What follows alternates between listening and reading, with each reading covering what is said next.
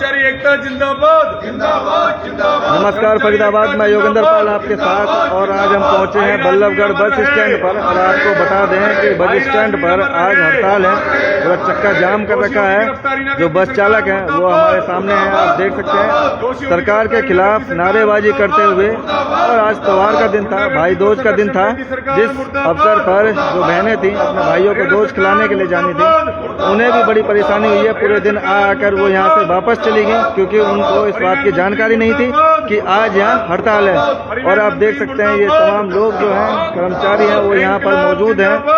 हमारे साथ जितने भी बस चालक हैं वो यहाँ मौजूद हैं, उनसे जानेंगे पूरा मामला कि क्या हुआ था और क्यों इन्होंने हड़ताल की है। देख सकते हैं। जिंदाबाद। नमस्कार जी, क्या नाम है? मेरा नाम जयपाल सिंह राठी है जी जयपाल जी, आज ये जो हड़ताल कर रखी है, पूरा चक्का जाम कर रखा है, क्या कारण है? ये कारण ये है कि हमारा एक कर्मचारी साथी अम्बाड़ा डिपो में ड्यूटी पर तैनात था 12 नवंबर को। वहाँ कुछ बदमाशों ने आके उस पर जानलेवा हमला किया और उसको इतनी चोट मार दी कि वो हॉस्पिटल तक जाते हुए मतलब एक्सपायर हो गया। हाँ। क्या नाम था जी? राजवीर नाम था। राजवीर नाम था उसका। हाँ। चालक पद पर कार्यरत था वो। और हमने सरकार को कई बार सरकार से बात करने की कोशिश की, सरकार से लिखित में भी चिट्ठी दी कि जो है वो जो बदमाश हैं उनके खिलाफ कार्रवाई की जाए, उनको गिरफ्तार किया जाए, लेकिन सरकार ने एक नहीं सुनी और सरकार जानबूझ के इसको पीछे धकेलती रही। कल शाम को साझा मोर्चा ने एक मीटिंग की और उसमें स्ट्राइक पे जाने का निर्णय लिया। रात 12 बजे से हम स्ट्राइक पे हैं। मंत्री जी ने आज 5 बजे तक का 5 बजे मीटिंग बुलाई थी, लेकिन अभी तक उसका कोई वो नहीं आया है। मंत्री जी चाहते तो इस मीटिंग को सुबह 9 बजे या 10 बजे भी कर सकते थे ताकि सॉर्ट आउट कर लेते, तो ये जनता को परेशानी ना होती।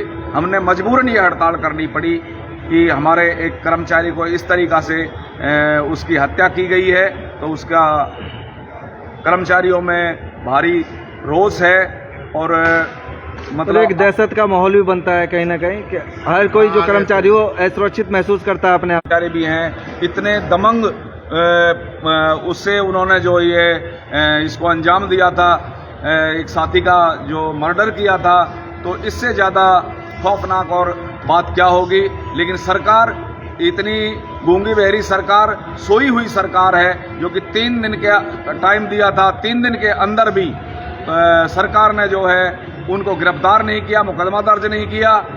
किसी कर्मचारी से ये मीटिंग करके ये नहीं कहा कि भाई हम उनको गिरफ्तार करवाते हैं, उनके खिलाफ मुकदमा दर्ज कराए, उनको बख्शा नहीं जाएगा। सरकार ने कोई कार्रवाई नहीं करी, तब कर्मचारियों ने ये हड़ताल का। तो ये घटना कितने तारीख की है? ये 12 नवंबर की है।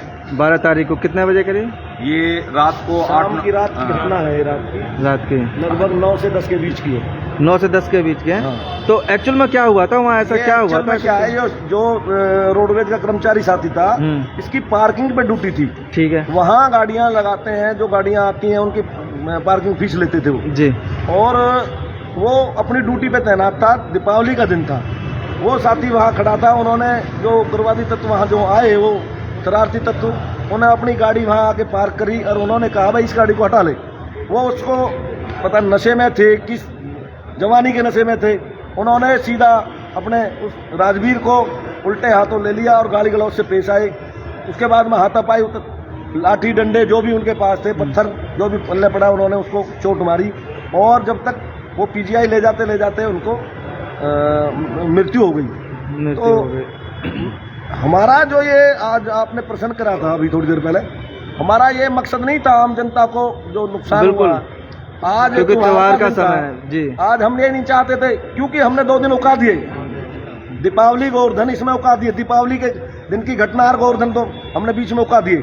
हम अगर रोडवेज के कर्मचारी इस भावना से इसको हड़ताल को लेके जाते, अगर हड़ताल करनी है तो उसी दिन भी हो सकती है, हरियाणा उसी दिन से हो जाते, लेकिन नहीं, हम जनता के सिपाही हैं, जनता के बीच में हमारी साख है। रोडवेज की एक अलग से साख है पूरे हरियाणा में, क्या पूरे भारत देश में, क्योंकि हरियाणा रोडवेज ऐसा डिपार्टमेंट है, कम से कम 21 बार राष्ट्रपति अवार्ड से सम्मानित किया उन्हें, लेकिन पूरे 24 घंटे की सर्विस देना हमारा काम है, हम समझ सकते हैं, जवाबदेही है हमारी।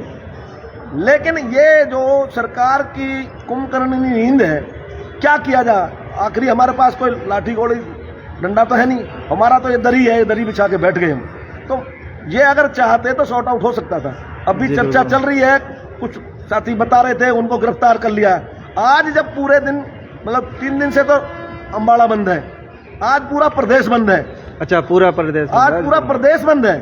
हरियाणा राज्य परिवहन की कोई गाड़ियां नहीं चल रही, पूरा प्रदेश बंद है। आज कहते हैं गिरफ्तारियां होगी हैं, क्यों भाई? उस दिन से कहाँ गए थे आप? पीछे भी इन्होंने ऐसा ही किया। हमारा एक साथी जसवीर जो दिल्ली डिपो में कार्यरत था, थार गाड़ी वालों ने सामने से टक्कर मारकर उसको कई किलो, मतलब काफी दूर तक घसीट के मार दिया। और जब पूरा प्रदेश बंद हुआ तब इन्होंने उसकी गिरफ्तारियां करी।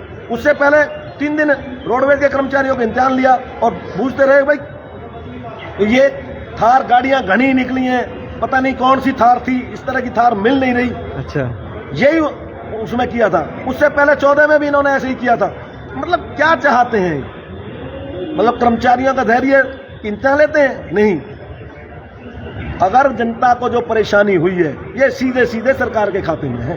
सरकार के कर्मचारियों का कोई दोष नहीं है। कर्मचारियों ने 2 दिन उनका इंतजार किया, कर्मचारी तो हक की लड़ाई लड़ रहे हैं। चौथे दिन में चलेगा नहीं। एक मुकदमा दर्ज कराने के लिए उसको जो उसके हकान है उनको दिलाने के लिए, मतलब ऐसा मजबूर कर दिया।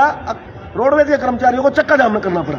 अन्य रोडवेज के कर्मचारी इसमें कोई अलग से मांग नहीं मांग रहे, कुछ भी नहीं मांग रहे।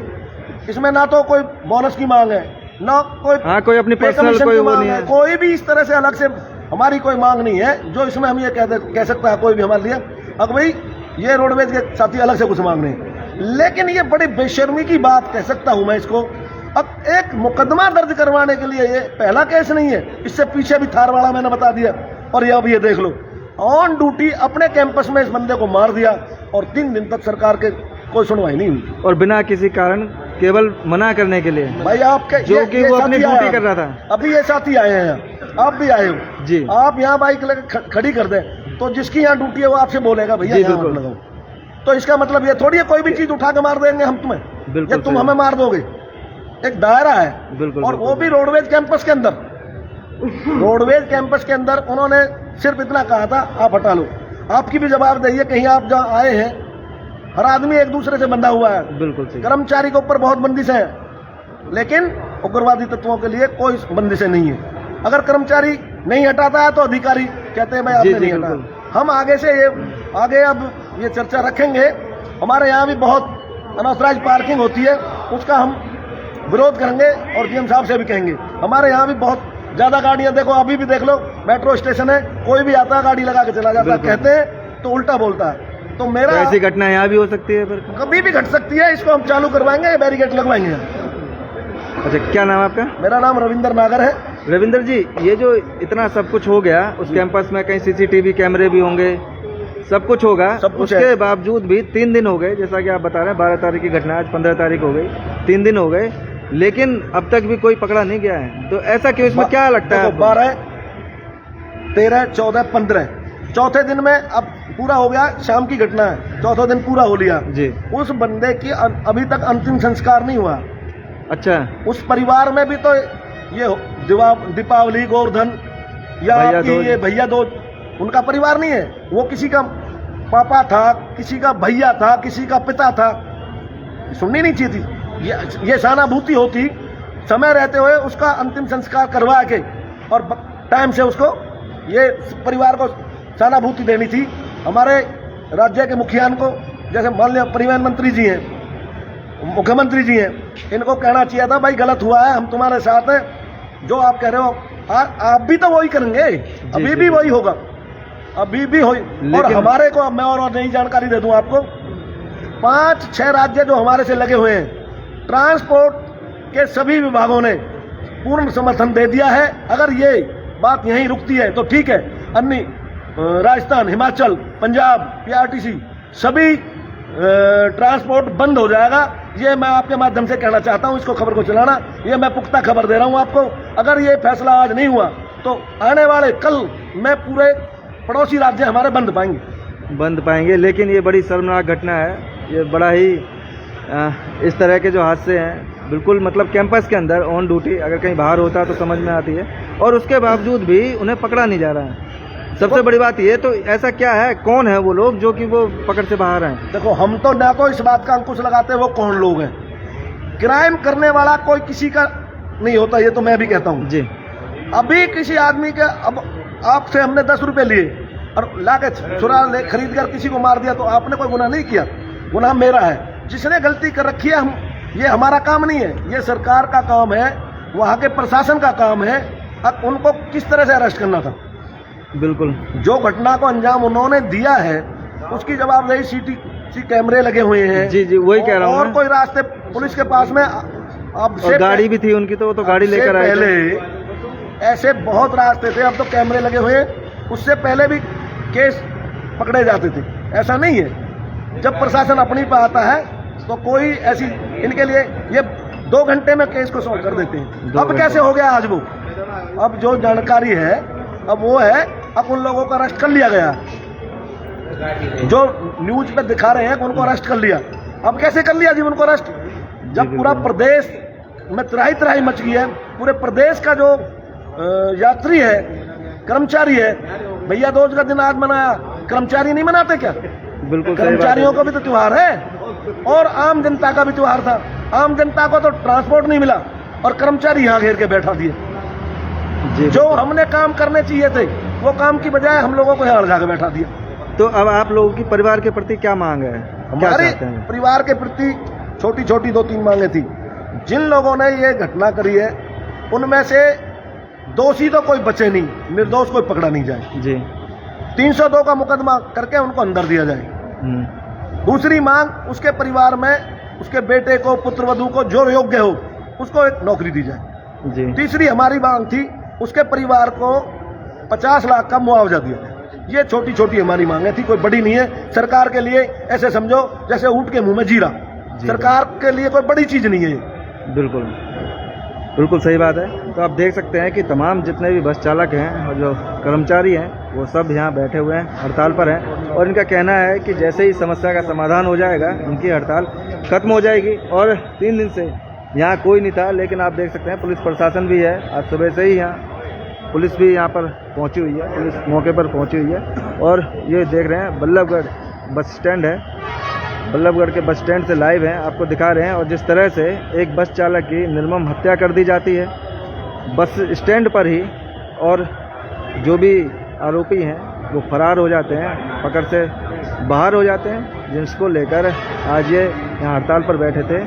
और जब तक इनकी समस्याओं का समाधान नहीं होता, जब तक वो पकड़े नहीं जाते और उनको सज़ा नहीं मिलती, तब तक ये अपनी हड़ताल ख़त्म नहीं करेंगे। और ये हड़ताल और बढ़ सकती है, जैसा कि ये बता रहे हैं। तो जोड़ेंगे आपको शहर की ऐसी और महत्वपूर्ण खबरों के साथ। बहुत बहुत धन्यवाद।